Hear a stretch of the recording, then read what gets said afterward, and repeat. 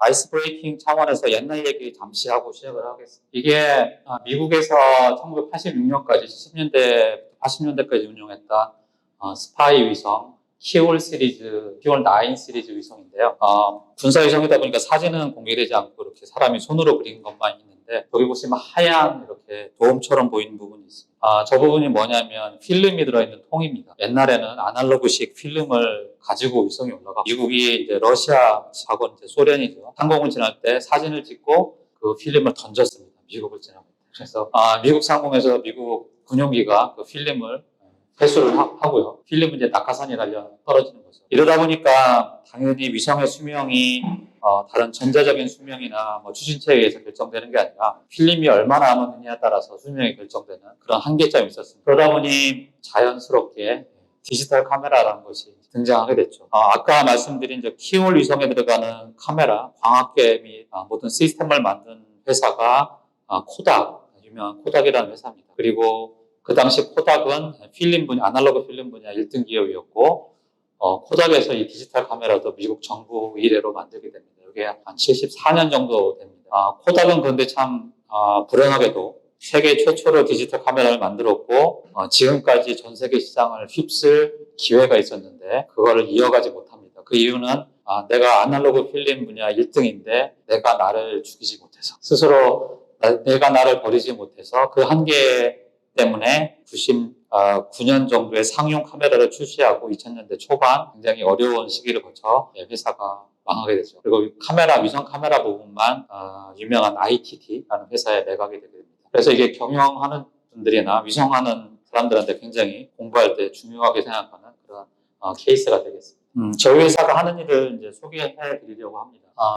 저희 회사는 1999년 12월에 창업을 했고요. 우리별 위성을 만든 카이스트 연구진이 저 포함해서 7명이 이제 파운딩 멤버로 출발을 했습니다. 처음에 출발할 때는 회사 카이스트 그만둔 이제 퇴직금 가지고 주머니에 있던 500만 원을 가지고 회사 펀딩을 해가지고 창업을 했고요. 그러다 보니 회사가 점점 커졌고 2008년에는 이제 코스닥 상장을 했고 의도치 않게 상장까지 갔고 현재는 자회사 포함해서 500명이 넘었습니다.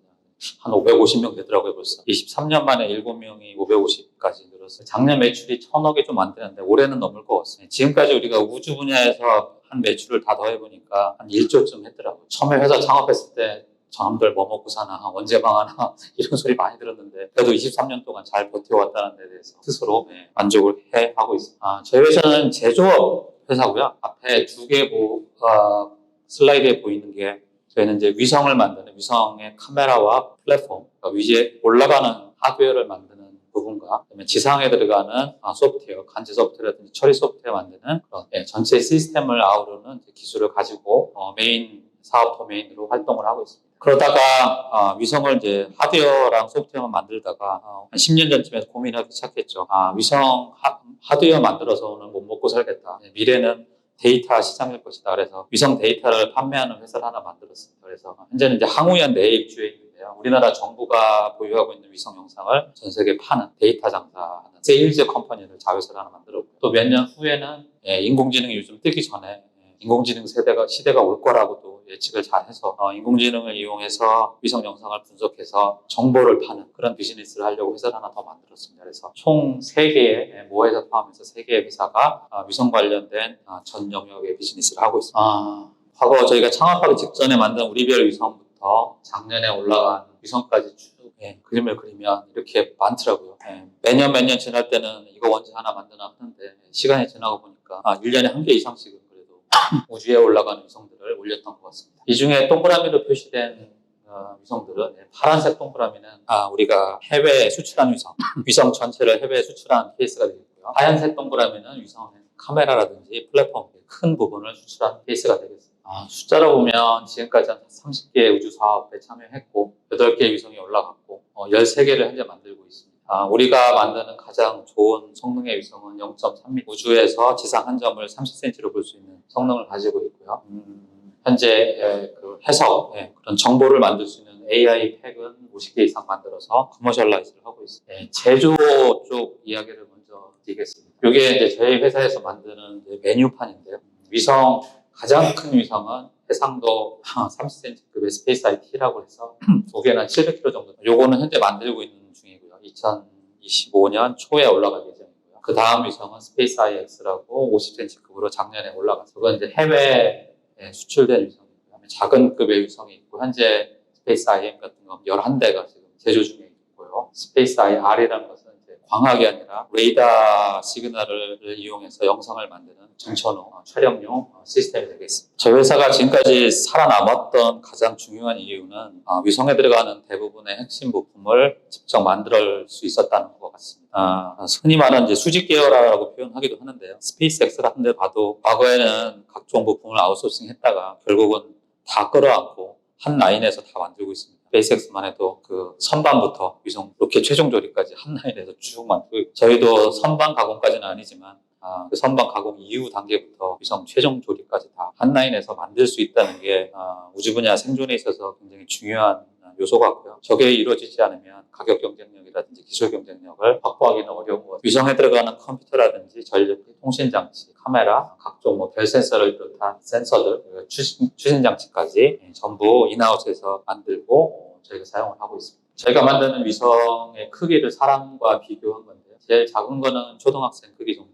키 정도, 제일 큰 거는 여성분 키 한 2배 정도, 그 정도 사이즈가 되겠습니다. 옛날에는 사람이 몇 명이서 위성을 하나 들을 수 있었던 것 같은데 이제는 크레인이 가도 벅찬 크기가 되었습니다. 저희 회사에 있는 제조 시설인데요. 왼쪽에 보시는 것이 여러분들한테 왼쪽 같죠. 왼쪽에 보이는 것이 복합재 제조 설비고요. 사실 복합재도 아웃소싱을 하다가 또 여러 가지 이유로 끌어안게 되어서 회사 내에서 복합재 성형과 재단과 다 하는 그런 프로세스를 갖추게 되었고요. 오른쪽에 보시면 이제 광학 제품들, 카메라를 만드는 과학 실험실. 우리가 위성을 만드는 회사이기도 하지만 우리나라에서 제일 비싼 카메라를 만드는 회사이기도 합니다. 저희가 만드는 카메라 중에 제일 비싼 카메라는 한 프로젝트가 600억 정도 규모의 사업을 하고 있습니다. 저희는 작은 회사다 보니까 회사 내 모든 설비를 갖추지 않고 근처에 있는 항공우주연구원의 환경시험 설비, 그러니까 진공 시험이라든지 열시험, 진동시험, 음향시험들을 항우연 설비를 빌려서 사용을 하고 있습니다. 그리고 발사까지, 발사 운용까지 책임을 져야 됩니다. 과거에 이제 러시아랑 우크라이나랑 사이가 좋았을 때는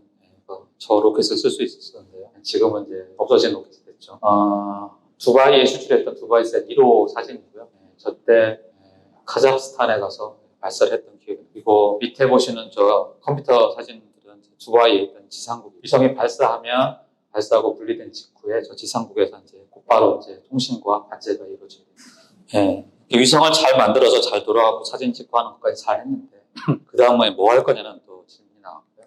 그래서 자회사를 만들게 되었는데 SI 이미징 서비스라는 자회사는 이제 항우연에서 운영 중인 아리랑 시리즈 위성, 광학과 레이더 위성들 그리고 저희가 해외에 수출한 위성들을 다로부터 받은 데이터를 전 세계 65개국에 한 150개 파트너를 통해서 배포를 하고 있고 아까 말씀드린 그 인공지능을 활용한 데이터 분석에서는 SIA라는 또 자회사를 만들어서 각종 툴들을 만들고 있는데요. 아직까지는 투자를 열심히 하고 있는 단계고요. 벌써 저 회사가 인원수가 100명이 넘어서 아마 우리나라의 AI 분야의 회사로서는 사람 숫자로서는 5손가락 안에 들지 않을까 생각을 하고 있습니다. 그 위성 데이터를 통해서 과거에는 지도를 만들거나 군사적인 목적에 사용됐다면 이제는 생각하지 못했던 다양한 분야에 활용이 되는 것 같습니다. 곡물 가격 예측이라든지 이런 것들은 전통적으로 해왔던 부분이고요. 그리고 각 경쟁사들의 동향 보고서 이런 것들도 커스텀화 위성 영상 데이터를 파는 게 아니라 그런 보고서를 파는 그런 역할을 하고 있습니다. 이렇게 된 기반에는 과거에는 한두 대의 고가의 위성에서 할 수 있었던 그런 일들을 수십 대의 저가의 위성이 군집으로 운영해서 공간 해상도가 아니라 시간 해상도를 높일 수 있는 그런 상황에 기인한 것이고 데이터가 지금도 넘쳐 흐르도록 많기 때문에 그것을 판독하기 위해서는 AI 기술이 필수로 활용되고 있습니다. 저희 회사가 현재 만들고 있는 스페이스 IT라는 위성이 여기 2024년으로 되면 25년 초에 발사될 예정인데 이 위성은 저희 회사 최초로 저희 회사가 소유하는 위성이 될 것입니다. 지금까지는 고객한테 주문을 받아서 팔거나 부품을 팔거나 이런 일을 해서 그동안 20몇 년 동안의 꿈을 이제 이룰 수 있었는데 이렇게 되었는데요. 우리도 우리의 위성을 가지고 운용하면서 데이터를 팔아보겠다라고 현재 수백억 투자를 해서 위성을 만들고 있고요. 25년 초에 팔콘 9을 통해서 발사가 될 예정입니다. 이렇게 되면 이제 민간 기업에서도 거의 군용 위성에 준하는 수준의 해상도의 영상을 공급을 할 수가 있게 되고요. 상당히 많은 프리덤을 갖게 될 거라고 생각을 하겠습니다. 어쨌든 젊었을 때 꿈 중에 하나가 이루어져서 은퇴하기 전에 상당히 다행이라고 생각합니다. 매진 말을 하겠습니다. 위성 산업 측면에서 보면 아마 저희 회사가 위성하는 회사 중에 거의 유일하게 돈을 벌고 있는 회사가 나머지는 대부분 투자 단계인 것 같습니다. 근데 사실 우주 산업이 발전하려면 수익이 나서 재투자가 돼야 되는데 그게 이루어지지 않고 있는 것이 좀 안타깝고요. 하지만 지금 이제 기술의 변혁기, 저가의 위성들이 다량 생산되는 변혁기에 있기 때문에 새로운 아이디어를 가지고 이 시장에 들어오려는 많은 신생회사들이 늘어나고 있고요. 진입장벽이 낮아졌다고. 그리고 제조는 더 이상 문제가 아닌 것 같습니다. 과거에는 이제 위성을 만들 수 있느냐 없느냐가 기술적인 문제였다면 이제 돈과 시간이 있으면 만들 수 있다가 정답인 거고, 그럼 그렇게 만든 위성을 가지고 뭘 할 거냐, 이 부분에 좀 더 신경을 써야 될 것 같고, 어떻게 활용할 거냐, 어떻게 민간이 소유한 위성을 가지고 경제적 부를 창출할 거냐, 이런 데 좀 많은 고민을 현재 하고 있습니다. 여기까지가 제 발표입니다. 감사합니다.